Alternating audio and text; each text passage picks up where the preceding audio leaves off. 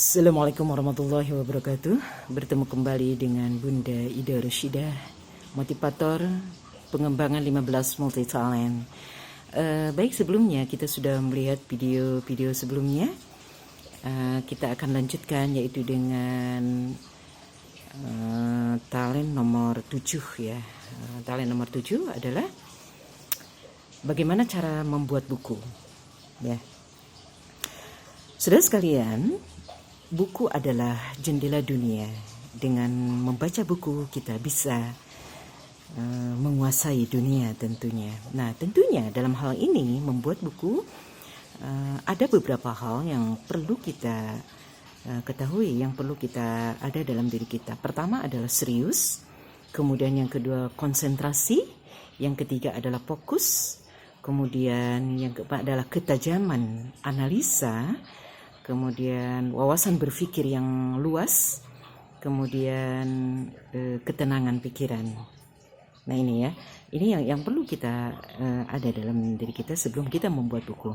Nah, bagaimana cara membuat buku? Pertama adalah kita harus cari judul yang kita inginkan. Kemudian yang kedua adalah buat daftar isi. Ya, daftar isi yang sesuai dengan judul tersebut. Kemudian yang ketiga, kita cari referen yang mendukung dalam pembuatan buku tersebut. Bisa dari Google, kemudian internet, kemudian buku-buku atau narasumber, atau hal-hal yang berkaitan dengan aspek-aspek pada buku yang kita inginkan. Nah, nanti setelah buku-buku itu terkumpul dan sebagainya, itu bisa kita 2 minggu sekali itu per bab. Misalnya 2 minggu 1 bab, kemudian 2 minggu berikutnya 2 bab, 2 minggu berikutnya adalah 3 bab dan sebagainya. Nah, tentunya di dalam membuat buku itu isinya adalah bagaimana misalnya dalam masalah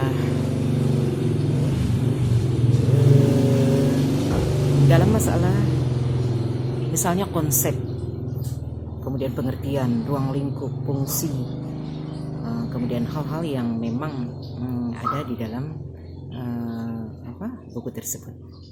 Nah ini ada beberapa contoh yang sudah ibu buat ya. Ini misalnya ini buku ya, buku Ida Rushidah.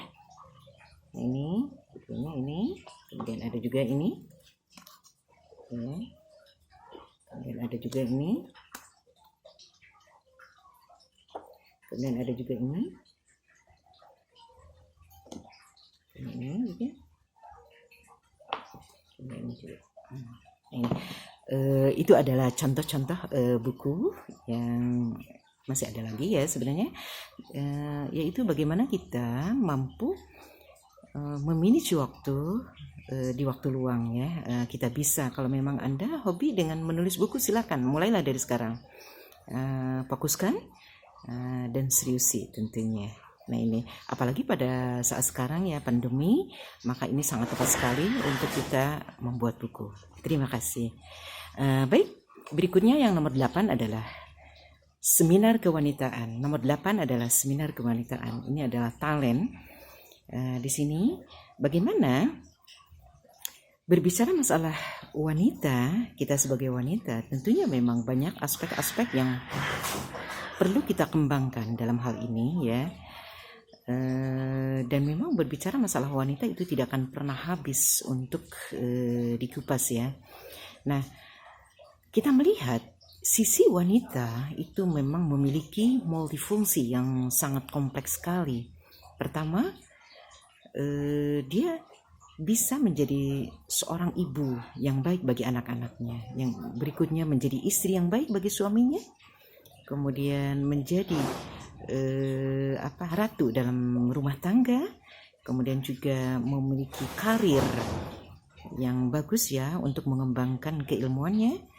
Kemudian juga bisa aktif di masyarakat ya, mengisi pengajian dan sebagainya. Nah ini tentunya memang banyak sekali hal-hal yang memang perlu dikembangkan dalam diri seorang wanita.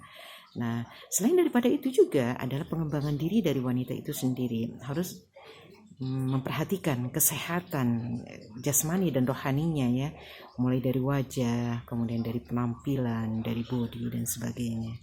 Nah, itu adalah sekelumit tentang seminar kewanitaan Ida Rushidah. Baik, nomor 9 adalah seminar pendidikan ya. Ida Rushidah dalam memberikan seminar pendidikan. Saudara sekalian, di dalam dunia pendidikan ini sangat mendasar sekali dalam bagaimana manusia mulai dari kandungan, kemudian lahir dan sebagainya sampai ke yang lain. Ini sebelum tentunya memerlukan sebuah pendidikan yang betul-betul yang harus kita kembangkan. Terutama pertama adalah pendidikan keagamaan ya. Ini adalah untuk kita di akhirat nanti. Kemudian yang kedua adalah pendidikan di dunia, tentunya yang bersifat baik itu humaniora, kemudian banyak hal-hal yang memang bersifat tentang keduniaan. Maka kalau kita kolaborasikan keseimbangan, balance antara kehidupan dunia dan akhirat, maka insya Allah itu akan bahagia dunia dan akhirat. Nah, di dalam dunia pendidikan tentunya ada aspek-aspek yang perlu kita kembangkan, mulai dari maksudnya dari kandungan, kemudian nanti setelah dia lahir bayi, kemudian TK, SD, SMP, SMA, sampai perguruan tinggi atau madrasah, sanawiyah, aliyah dan sebagainya. Nah, ini memerlukan sebuah pendidikan yang sesuai dengan jenjang pendidikan dan juga usia, karakter, bakat dan sebagainya. Nah, ini perlu pendidikan secara maksimal. Terima kasih. Baik, yang ke-10 adalah tentang seminar kewirausahaan. Nah, saudara sekalian,